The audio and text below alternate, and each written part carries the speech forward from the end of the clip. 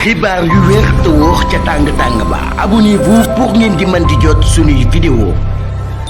mbégte ak bànneex la ñu am ci ànd bi ak Buzz 221 HD ni ñu koy defee saa su ne rek di leen indil ay xibaar la ci gën a fees nag ka fi nekkoon jiitu réew di Macky Sall jamono ji ñuy àddu ngeen di teewlu dugal na ab plainte la ko waral nag du leen lu dul information yi nga xam ne nag doon circuler ci réseau yi ñuy wax ne nag ki nga xam ne moo fi nekkoon jiitu réew di Macky Sall denc na ci compte banque bile di HSBC boo lu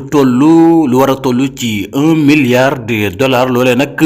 mu mel na nag bi lépp banque weddi na ko ba mu set wicc waral nag ki nga xam ne nag moo fi nekkoon jiitu réew di Macky Sall dugal plainte contre X ginnaaw information yooyee nga xam ne nag ñu ngi koy daal di fésal ci réseau yi mu mel na nag lu ko metti la loolee waral nag ka fi nekkoon jiitu réew di ancien président de la république Macky Sall fas yéene dugal ab plainte bu ñu sukkandikoo ci Dakar Matin ñoo xamal boobu lépp xibaar ne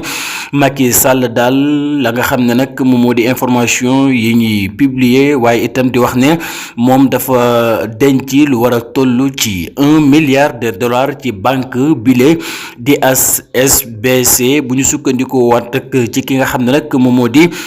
Clédor Sène doon nañu wax ne nag gisoon na bi lépp këyit waaye itam ci kam ko gisoon nangu ko joxe woon benn yoon loolee waral nag bi lépp information ci ginnaaw ba nag ci la daal di fees waral ki nga xam ne nag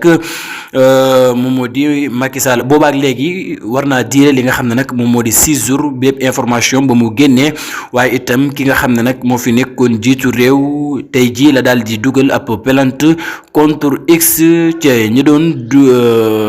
yaatal li nga xam ne nag moom moo di boobu lépp information.